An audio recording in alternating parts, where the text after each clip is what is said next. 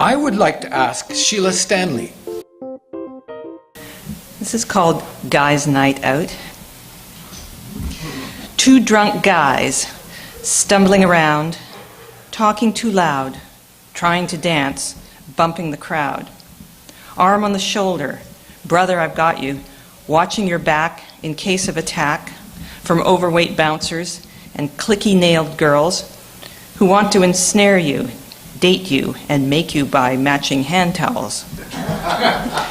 Come on, we'll do more tequila shots, puke in the parking lot, shout about who you fought, call a cab, and forget where we're going, while the music on the radio rears up and strangles us both with a double-edged beat.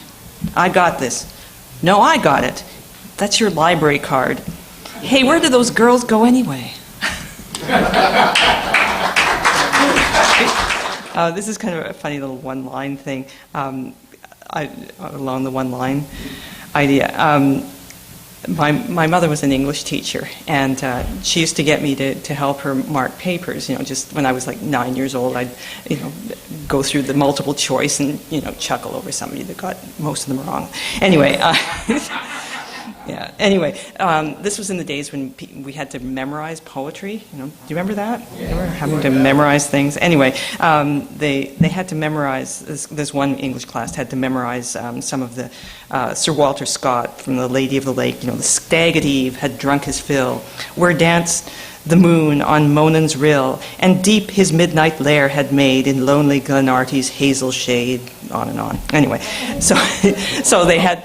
On the exam, she'd written the first line of it was, the stag at eve had drunk his fill, and they were supposed to fill in the rest of it. And I guess this one kid just had not studied at all or anything, and he wrote, the stag at eve had drunk his fill and rolled the empties down the hill.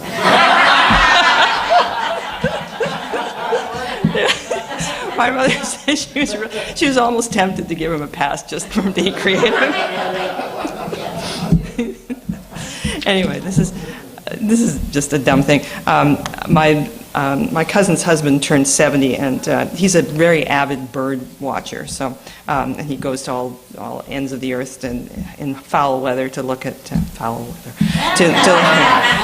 to watch birds and chase them down. Anyway, so I asked him what his favorite bird was, because they had this big party for him, and so I thought, well, I'll write him something. So, I thought he would say the tawny frogmouth or the blue-crested mott or something like that. But no, he said it was the chickadee, because he said they're just so smart and plucky and cheerful, and in the middle of winter when everyone's huddled around their fireplaces, their chickadees are always just out there having just being perky and and cheerful. So anyway, so I wrote a little poem about chickadee for him. Chickadee dee dee in a tree, talk to me. In the snow, in the rain, in the blasting hurricane, the same refrain in my brain. Chickadee-dee-dee, chickadee-dee-dee. You will know it when you hear it. Drive you crazy, 'cause it won't quit. I can see you at the fee feeder with a seed in your bee beak. Here, there's a nut. Here's some suet. Have this cracker. Oops, I blew it. Now you flee, back to the tree, outsmarting me, 'cause I'm just a dumb human chimpanzee.